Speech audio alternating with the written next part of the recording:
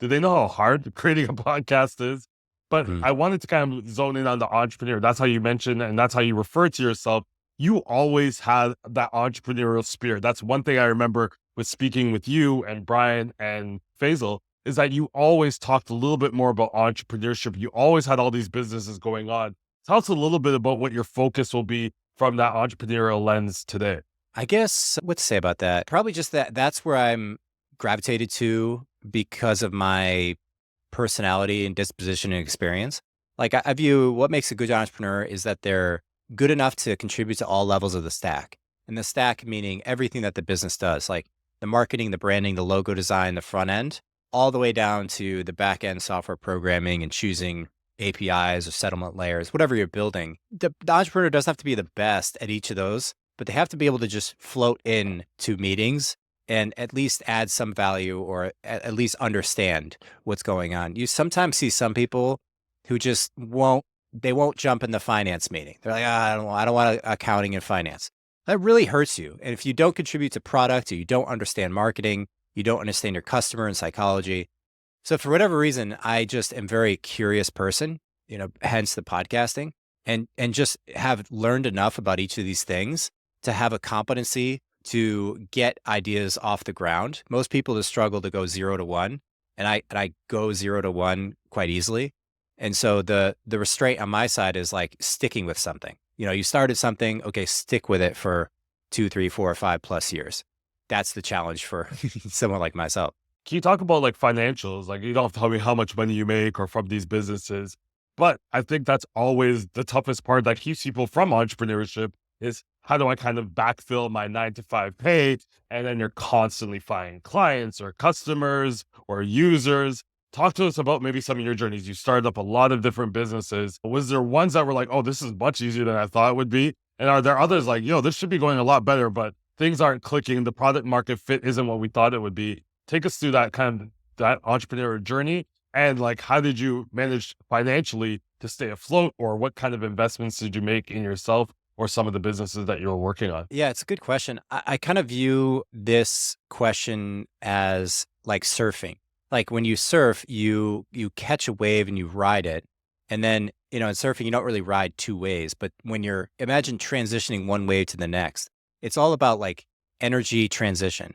So if you're wanting to start a company and you're working at another company, then there has to be a transition. And many people either don't engage in starting a company because they look at it as like dropping off a cliff. Like, oh God, I have to quit my business and then I quit my job, 0 salary, and then go and do this daunting thing. And I view it more like maybe like a plane taking off, where you just put fuel in the engine, you do all the checks, you drive to the runway, you start driving down the runway, and then you go faster and faster and faster. And that might be like adding a website, building a social media account, starting to post on social media, starting to build some software, starting to contact some partners. These are like the plane's going faster, and you're doing this nights and weekends. And eventually you get to a point where you're like, I can see it. Like I can see how this can take off. And then depending on the job, you like pull back from that part-time or leave entirely. And so it's always been that sort of relationship with like, this is a business that I'm running. The first one at Zing, we raised some money. We moved to Austin. We ended up selling it to Big Commerce, which is a large payment company. Then, we raised 23 million in venture capital for my next business at Home Hero. We scaled that. We hit some regulatory challenges, but we ended up selling the company. And then it just like you flow into the next thing. The thing I'd probably say is to more deeply reflect on the founder market fit. Why are you a good fit for this idea? Because there are a lot of ideas. There's so many ideas, so many products that can be built. But the question is, why are you a good fit for this specific idea?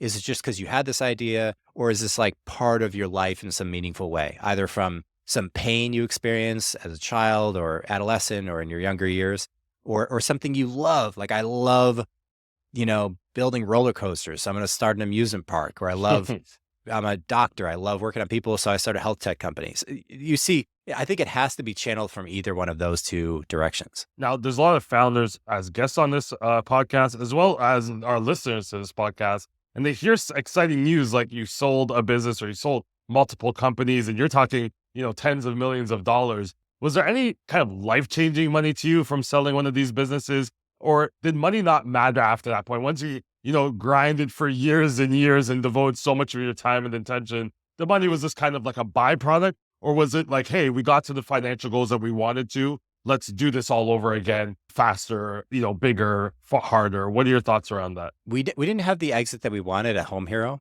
We raised a $1 million Series Seed, 3 million or 4+ million Series A, or whatever you want to call it. Labels are for jars. I don't really believe in the labeling of different rounds. And then we raised 18, call it Series B, but we raised too much money. And we raised too much money, and the implication of that was we ended up having too high of a post-money valuation to live up to, given the run rate or the revenue that we had at the time.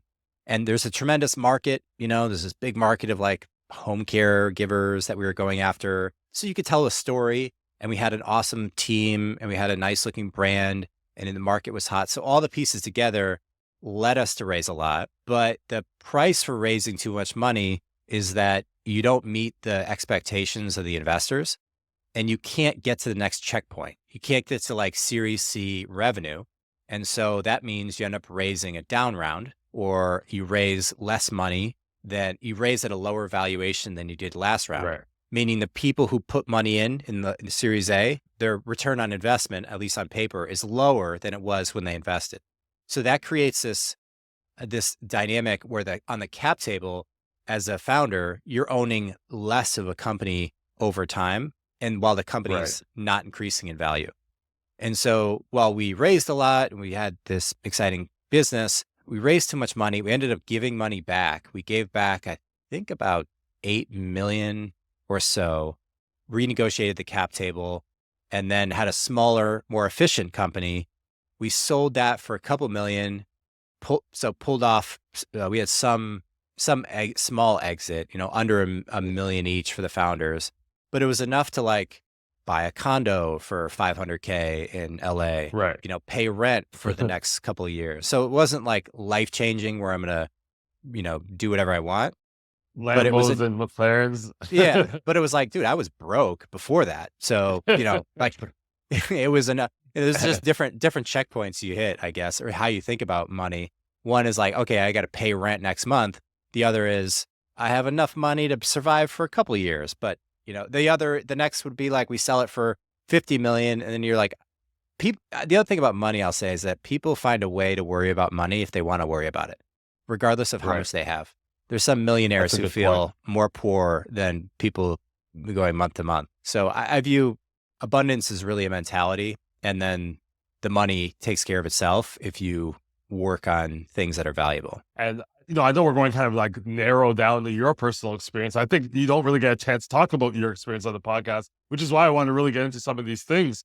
What was it like when you're raising a lot of money? I'm sure you're the belle of the ball. You feel good. The company feels good. The investors feels good. How does your dynamics change? Do you start being a little less frugal than you were when you're bootstrapping it? How does the money change the dynamics of the business from that perspective?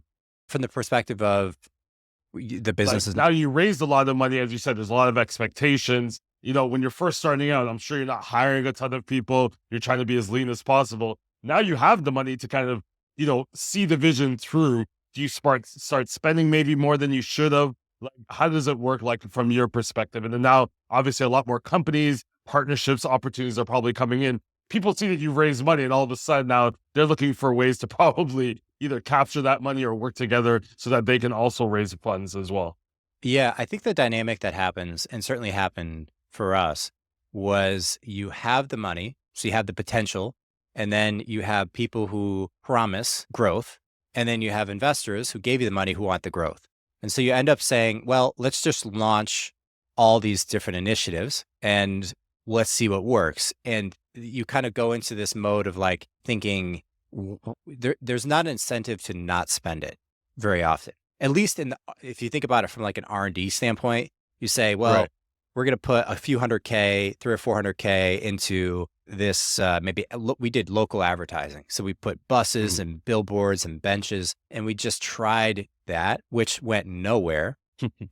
Learned a lot from it. But I think the right the right way to think about spending money, this is the most generic, broad advice, so obviously it varies for everyone, but is to be very disciplined in the areas of spend which will remain consistent over time.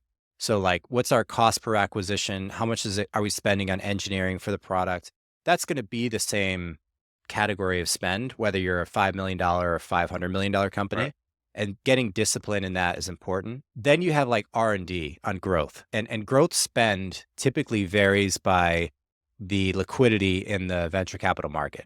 If there's a lot of money to be spent from VCs, then people spend it on growth. And they prioritize marginal profit less in times of high liquidity. This would be like Right. 2021. There's zero rate interest rates. There's a lot of Yeah, a money lot of that money in the people have. system. Right. And that Yeah. money generally gets distributed down to big tech.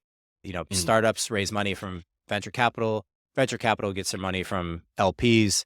LPs would be like large funds. And so that all that money from LPs goes to VCs, goes to startups, goes to big tech in the form of advertising. We spend our money on Facebook ads, Instagram ads, Google ads, all for the goal of acquiring customers. And so when that dries up, it's like the whole thing kind of dries up.